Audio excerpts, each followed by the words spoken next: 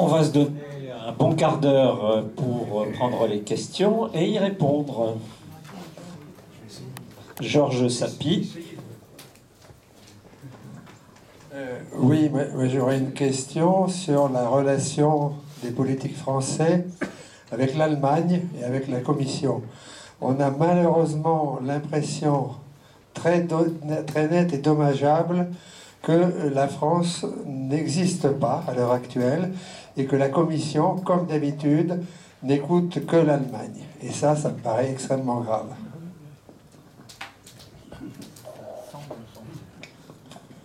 Difficile de dire le contraire après les dernières informations concernant ce qui s'est passé sur les discussions hier ou avant-hier sur le prix du gaz et qui n'annonce rien sur la réunion, le Conseil des chefs d'État qui doit se tenir, je crois, à la fin de la semaine, à moins qu'il ait été annulé, j'en sais rien.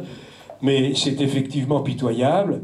L'Allemagne continue dans sa démarche hégémonique. Bon, il est vrai que sa puissance économique, sa puissance financière, sa démographie, le nombre de ses parlementaires, l'organisation de ces parlementaires dans des groupes qui ne sont pas dispersés et le poids qu'ils y jouent, que ce soit dans tous les groupes parlementaires, est considérable et que la Commission est sous influence allemande. C'est une évidence absolue, d'autant que dans les services, il y a beaucoup d'Allemands et que le droit est souvent un droit d'inspiration allemande. La France, de surcroît, n'a pas défendu et ne défend toujours pas assez ses atouts, mais ça date pas d'aujourd'hui. La France en particulier, alors d'abord, vous avez peut-être vu cette anecdote, Madame Voynet, qui s'est flattée dans la presse d'avoir trahi en quelque sorte notre pays en faisant le contraire de ce que lui demandait de faire son Premier ministre Lionel Jospin, qui pourtant avait fermé Superphénix, mais qui défendait quand même, et lui avait dit à sa ministre de défendre le nucléaire à Bruxelles. Elle a fait le contraire, et elle l'a dit dans la presse. Bon, ça c'est assez ancien. Mais ensuite, on a continué, en acceptant la règle du 3x20, c'est-à-dire de faire monter, d'introduire et de faire monter la place des énergies renouvelables intermédiaires en France. Il n'y a aucun intérêt, puisque notre électricité était déjà quasi totalement décarbonée. Plus récemment, la France n'a pas défendu le nucléaire quand est arrivée sur la table la question de la taxonomie. Elle ne l'a pas défendu au moment où elle a défini, et là je me tourne vers Marc, les critères de la taxonomie. Ensuite, elle s'est réveillée tardivement, curieusement d'ailleurs un mois après qu'on ait écrit au président Macron sur ce sujet et que la lettre ait été rendue publique dans la presse, par un courrier à Madame von der Leyen, qui avait été signé avec plusieurs chefs de gouvernement en demandant que le nucléaire soit inclus dans la taxonomie. Et depuis, c'est vrai que tout ça est fait avec une insuffisance du travail de nos parlementaires, quand nos parlementaires ne jouent pas contre nous.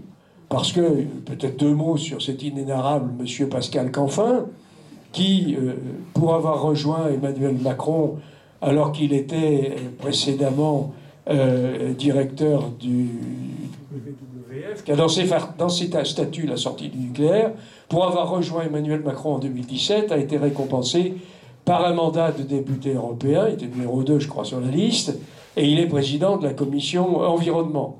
Et vous le savez comme moi, et ça vous est remonté, il a fait tout ce qu'il a pu pour desservir la cause du nucléaire, au profit, bien entendu, de la cause du gaz, et donc de la cause allemande. Donc oui, nous sommes très très faibles, nous n'avons pas de personnalité forte pour défendre nos intérêts à Bruxelles. Thierry Breton, de temps en temps, s'exprime, mais il est bien seul, et ça n'est pas exactement son portefeuille, puisque je crois qu'il est sur la concurrence. Donc, non. Sur l'énergie, sur le marché intérieur. Oui, il est sur le marché intérieur. Voilà, oui, voilà. Donc, oui, tu as parfaitement raison. La France est inexistante, pas totalement inexistante, mais presque, à Bruxelles. Son influence sur la Commission est extrêmement faible, alors qu'il y aurait, je pense, un rôle assez emblématique à prendre, qui serait de rassembler tous les pays qui ne sont pas opposés au nucléaire, et ils sont majoritaires parmi les 27 États membres, et conduire une action collective. Bon, encore faudrait-il le vouloir. C'est vrai que c'est désolant que ce soit. Alors j'ai pris rendez-vous avec Madame Colonna, que je connais par ailleurs, et je dois dire que le rendez-vous tarde un petit peu à venir, mais je trouve que c'est quelque chose qui devrait évidemment être corrigé, en tout cas essayer de limiter les dégâts, parce que ce qui est fait est d'une très très grande gravité. L'idéologie de l'écologie politique qui a influé extrêmement fortement sur la politique allemande, la même idéologie influe extrêmement fortement sur Bruxelles. Pour sortir de la question l'énergie est passée à l'automobile, les perspectives de l'industrie automobile européenne sont extrêmement inquiétantes et elles sont extrêmement heureuses pour l'industrie automobile chinoise, probablement indienne aussi.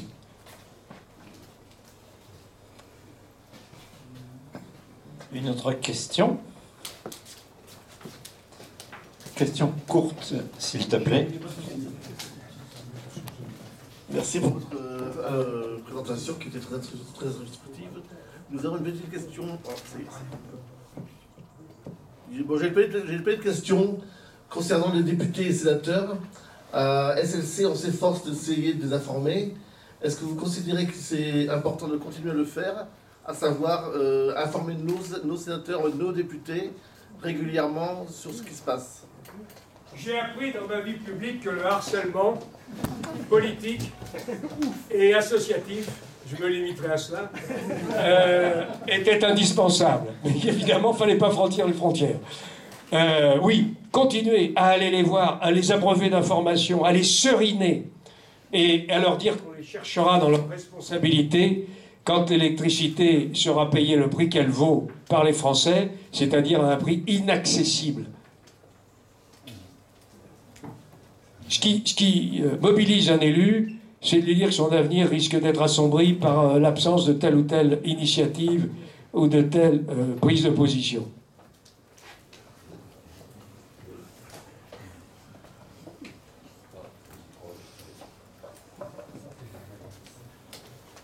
Question courte. Oui, bonjour.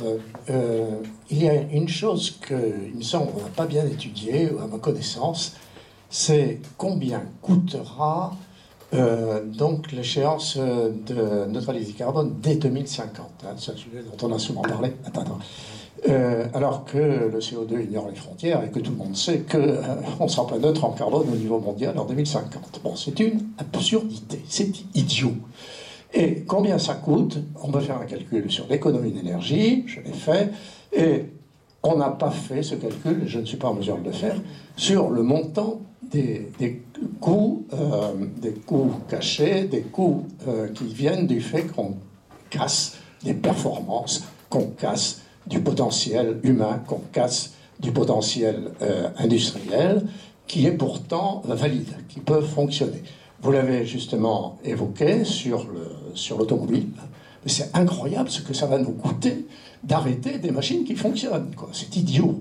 Et ça va contre aussi un des préceptes des écolos, qui est de dire de ne pas casser, de réparer, de remplacer, mais de ne pas casser.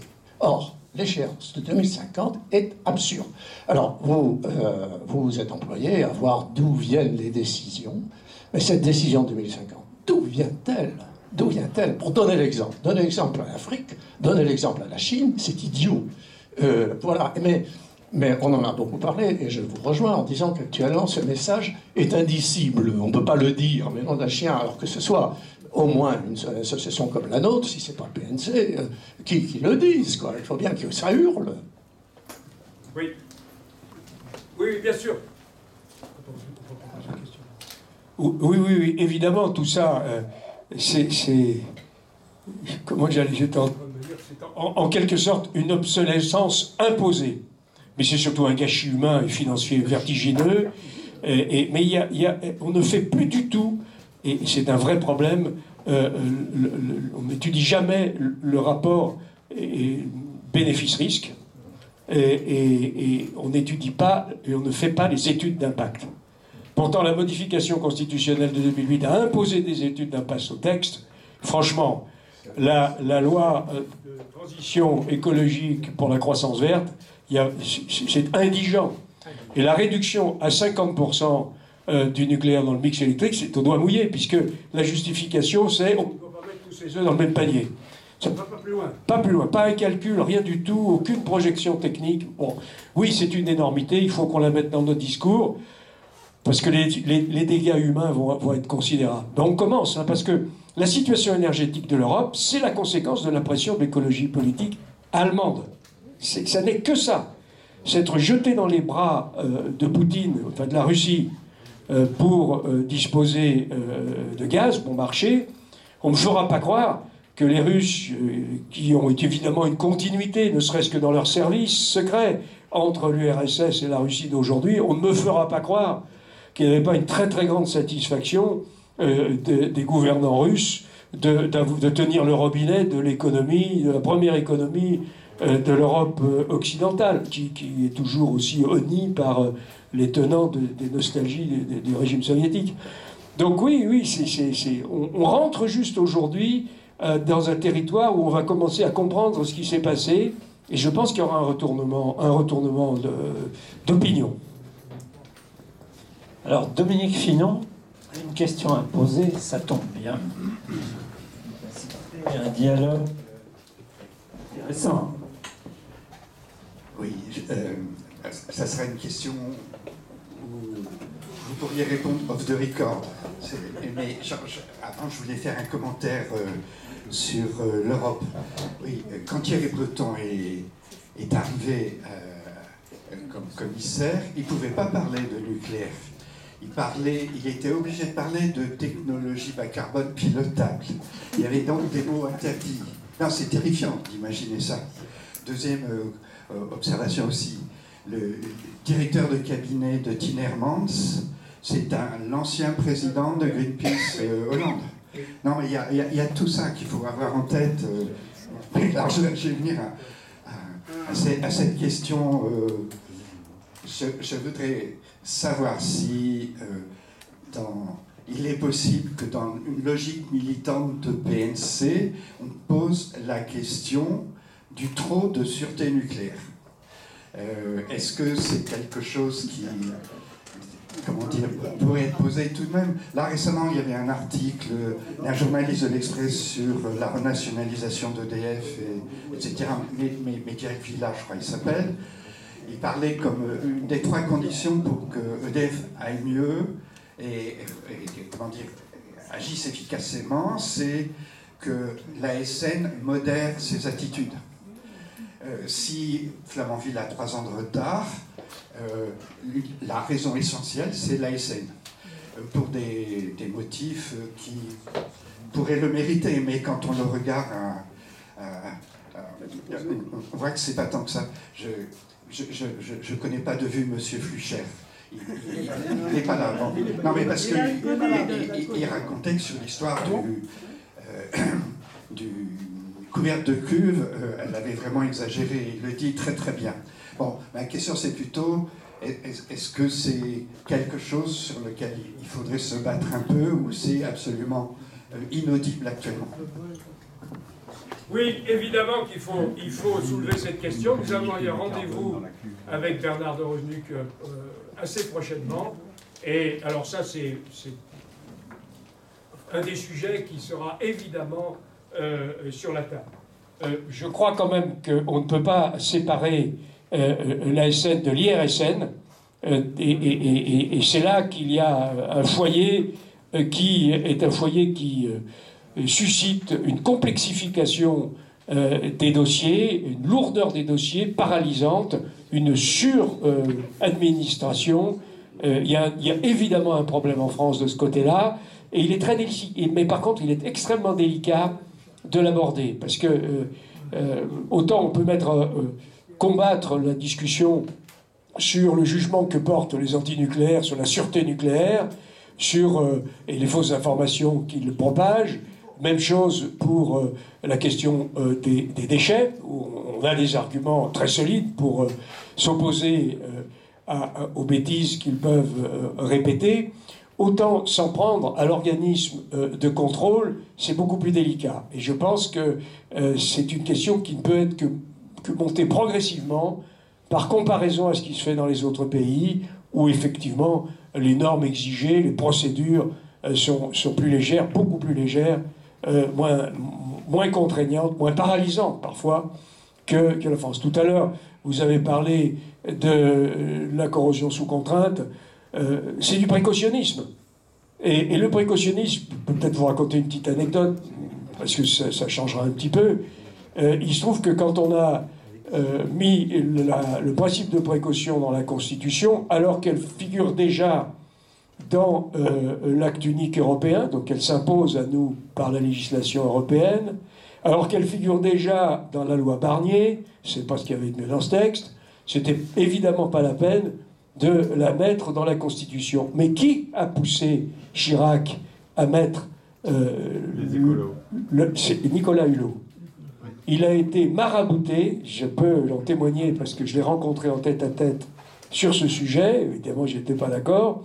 Il a été marabouté par Nicolas Hulot, qui lui avait mis ça dans la tête, et on n'a rien pu faire pour empêcher. C'est du précautionnisme. Mais le précautionnisme, c'est paralysant. Moi, je vais peut-être pas reprendre ma voiture pour rentrer à Annecy, parce que peut-être qu'il y a un problème dans mes freins ou dans ma direction. Il n'y a pas de limite. Il n'y a pas de limite.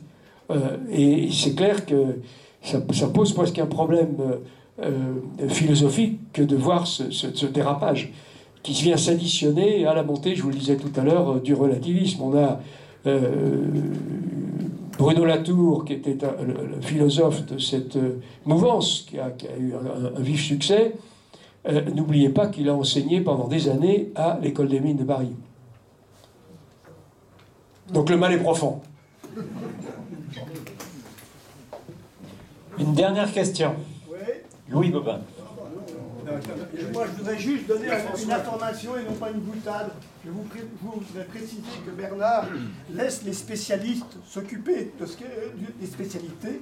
Et le trésorier veut préciser que PNC est très reconnaissant à SLC pour un don qui est l'unique don que nous ayons reçu de 2500 € pour démarrer. Merci à vous. Un grand merci. Un grand merci. Oui. Bon, je voudrais intervenir sur le point suivant. Les chiffres sont subversifs. Et il y a un chiffre particulièrement subversif, c'est les 50% dans le mix énergétique. Parce que c'est devenu un dogme. On ne peut pas entrer dans un débat sans que quelqu'un nous objecte. Ah oui, mais la loi dit que...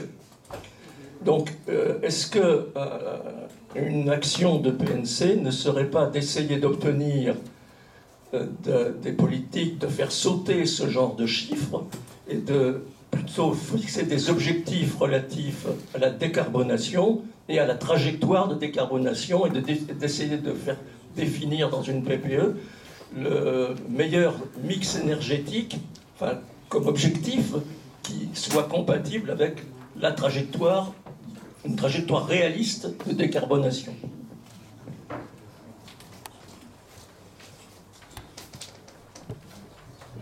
Merci. Je voulais...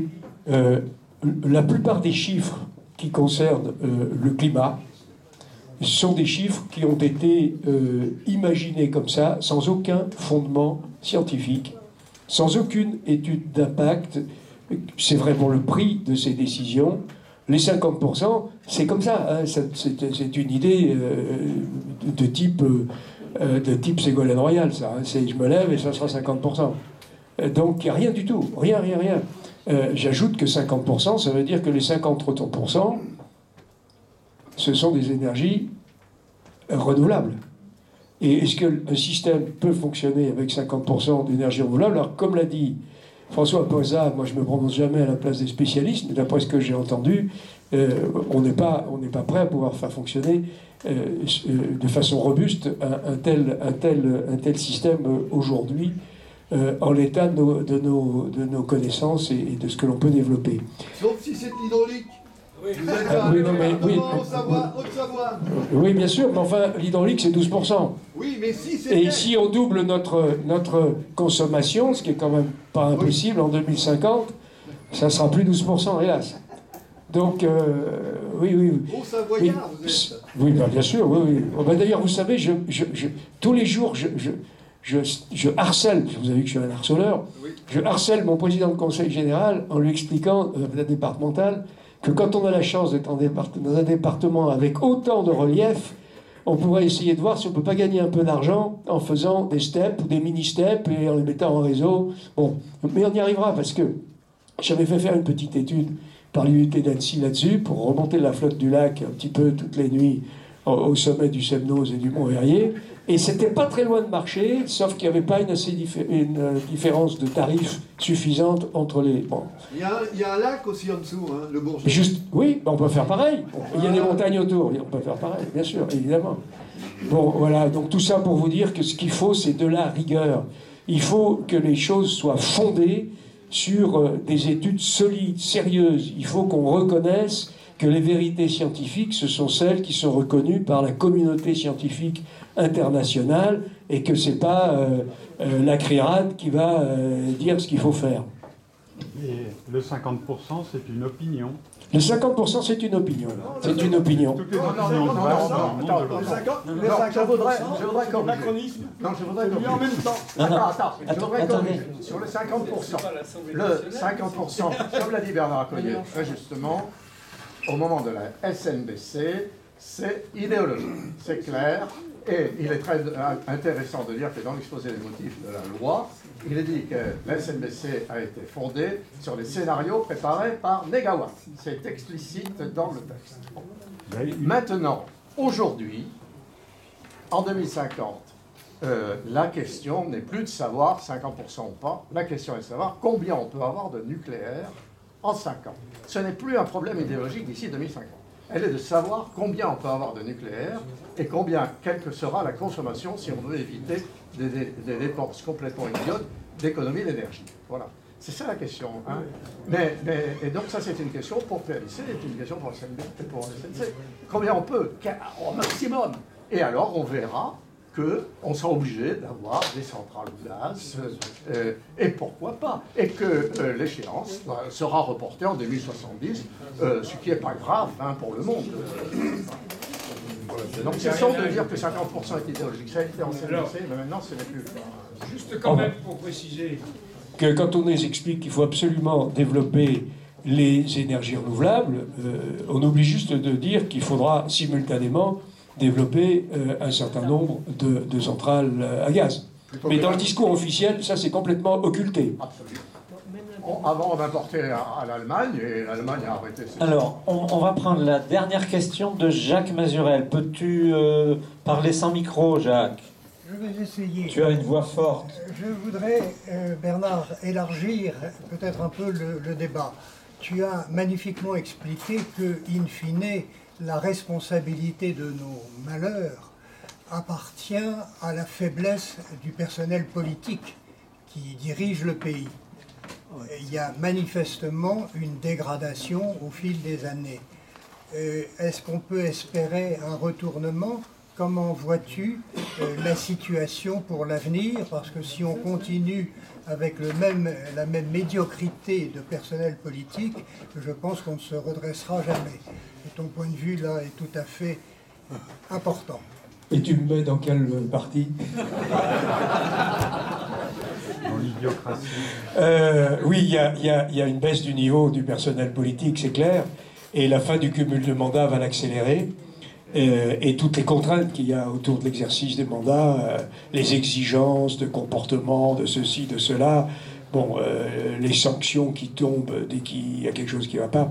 Oui, c'est un réel problème, mais le personnel politique, il reflète la population, hein, c'est-à-dire la baisse du niveau culturel, la baisse de la connaissance scientifique, l'effondrement de notre système éducatif, qui est certainement le plus grave de ce qui tombe sur notre beau pays, hein, un système éducatif qui s'effondre, ou même le personnel de ce système éducatif met en grand nombre ses propres enfants dans l'enseignement privé. Tout ça, c'est quand même... je pense personnellement que c'est le plus grave problème de notre pays, l'effondrement de notre système éducatif. Alors, oui, le niveau du personnel politique est pas bien brillant, il ne s'améliore pas. C'est la raison pour laquelle il faut que vous fassiez de la pédagogie auprès du personnel politique et que PNC s'est fixé comme objectif de le faire progresser.